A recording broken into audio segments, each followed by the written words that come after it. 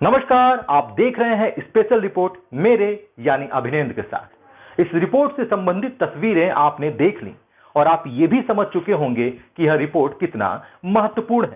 शनिवार को समाजवादी पार्टी के सूत्रों ने लखनऊ में बताया कि मुलायम सिंह यादव की पत्नी 62 वर्षीय साधना गुप्ता पिछले 3 महीनों से फेफड़ों के संक्रमण और अन्य बीमारियों से पीड़ित थी, जिन्हें गुरुग्राम के मेदांता अस्पताल में भर्ती कराया गया था, जहां साधना गुप्ता का निधन हो गया। बताया जा रहा है कि मुलायम सिंह यादव अपनी पत्नी के निधन के समय दिल्ली में थे। आपको बता दें कि साधना गुप्ता सपा संरक्षक मुलायम सिंह यादव की दूसरी पत्नी थी। मुलायम सिंह यादव की पहली पत्नी और सपा अध्यक्ष अखिलेश यादव की मां मालती देवी का 2003 में निधन हो गया था। रविवार को लखनऊ स्थित पीपरा घाट पर साधना गुप्ता का अंतिम संस्कार किया गया। साधना के बेटे प्रतीक यादव ने उन्हें मुखाग्नि दी। इस दौरान पीपरा घाट पर मुलायम सिंह यादव, सपा सुप्रीमो अखिलेश यादव, प्रगतिशील समाजवादी पार्टी के मुखिया शिवपाल यादव समेत यादव परिवार के अन्य सदस्य मौजूद रहे। जितना समाज के सामाजिकता को समझने की जरूरत है, उतना ही इस रिपोर्ट को भी समझने की जरूरत है। 2003 में मुलायम सिंह यादव की पत्नी और अखिलेश यादव की मां मालती देवी के निधन के बाद मुलायम के साथ साधना गुप्ता की सार्वजनिक एंट्री उनके जीवन में हुई थी। इससे पहले कम ही लोग साधना गुप्ता की कहानी जानते थे। यूपी के सबसे बड़े राजनीतिक परिवारों में से एक मुलायम परिवार की तल्खियां 2017 चुनाव के ठीक पहले सार्वजनिक हो गईं। साधना गुप्ता इटावा जिले के बिधुना की रहने वाली थी। बिधुना के कमलापति की बेटी साधना नर्सिंग की ट्रेनिंग कर रही थी, लेकिन उनकी दिलचस्पी राजनीति में थी। इसी दिलचस्पी की वजह से वह राजनीतिक सभाओं में जाती थी। कहते हैं कि मुलायम ने पहली बार ऐसी ही किसी राजनीतिक सभा में साधना गुप्ता को देखा था। एक रिपोर्ट्स के अनुसार साधना गुप्ता की पहले शादी हो चुकी थी।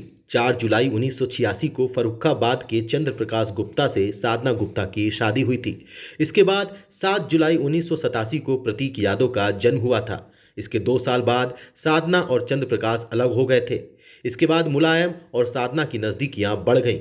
2003 में जब मुलायम सिंह यादव की पहली पत्नी मालती देवी का निधन हो गया, तब 23 मई 2003 को उन्होंने साधना को अपनी पत्नी का दर्जा दिया। 2017 से पहले साधना गुप्ता को लेकर अखिलेश यादव की नाराजगी भी सबके सामने आई थी।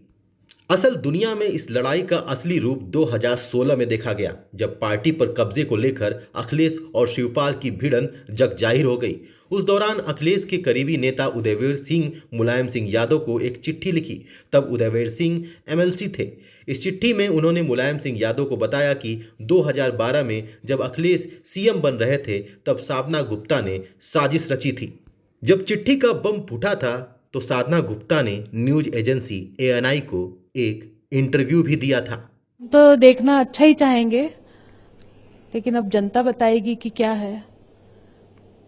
क्योंकि जो भी था, नेताजी का अपमान नहीं करना चाहिए था और सब ठीक था, पर उनका अपमान नहीं होना चाहिए था, किसी को भी नहीं करना चाहिए था।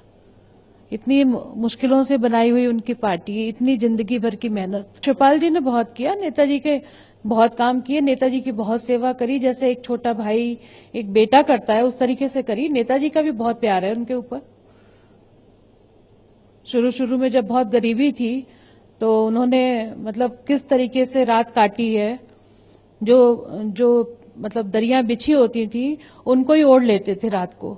इस तरीके से रात काटी है, तो वो व्यक्ति पार्टी के लायक, तो पार्टी में रहने लायक तो है ही ना, पार्टी के पदों। साधना यादव के जीवन में उनके बेटे प्रतीक तो राजनीति में नहीं आ पाए, लेकिन उनकी बहू अपर्णा यादव ने अपना सबसे बड़ा राजनीतिक कदम जरूर उठा लिया। अपर्णा ने यूपी विधानसभा चुनाव 2022 से ठीक पहले बीजेपी का दामन थाम लिया। हालांकि अब तक अपर्णा को बीजेपी से कुछ खास हासिल नहीं हुआ है। अन्य महत्वपूर्ण खबरों के साथ आपके बीच फिर हाजिर होंगे। तब तक के लिए धन्यवाद।